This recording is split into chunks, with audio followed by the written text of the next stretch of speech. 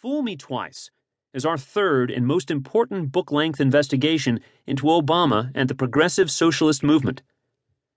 Here we lay out in great detail the progressive agenda for a second Obama term. All the main areas of domestic policy are covered: jobs, wages, healthcare, immigration, electoral reform, as well as the Green Scheme, or what passes in progressive circles for a national energy policy. Each of these plans seeks to permanently remake America into a government-dominated socialist state. The American public has a broad sense of the president's agenda, should he capture 4 more years. For example, Obama has been clear he would use another term to ensure the implementation of the legally challenged Obamacare and the reform of our financial sector. Obama also stated recently he would attempt the central goal of progressive-style immigration reform as well. But these generalized ambitions do not scratch the surface of the specific, radical assault that is planned upon our country and that we have labored to expose in this work. Here are just a few samples from dozens upon dozens of specific plans unveiled herein. Detailed plans to enact single-payer health care legislation controlled by the federal government, regardless of any Supreme Court decision to overturn Obamacare.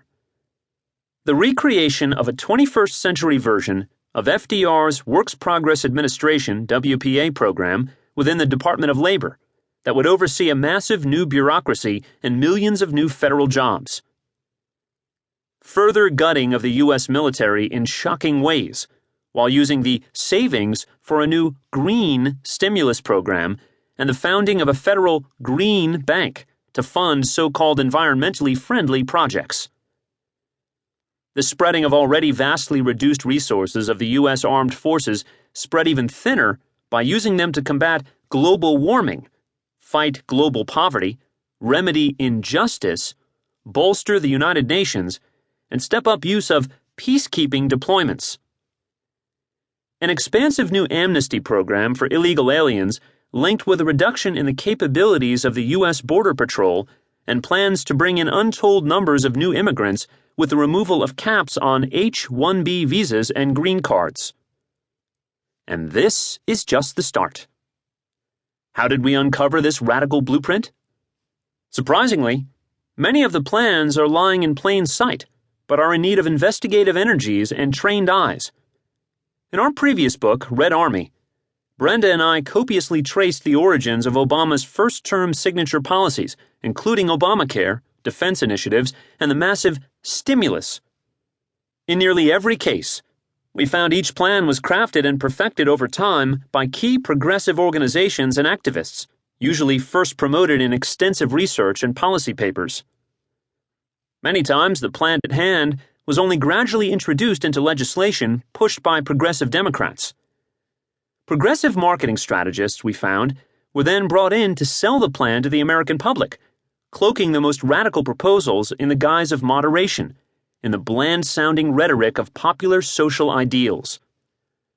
For example, we documented how Obamacare was largely a rehashed version of legislation that first originated in progressive research in 2003 as something called Health Care for America, the centerpiece of the Progressive Economic Policy Institute's agenda for shared prosperity.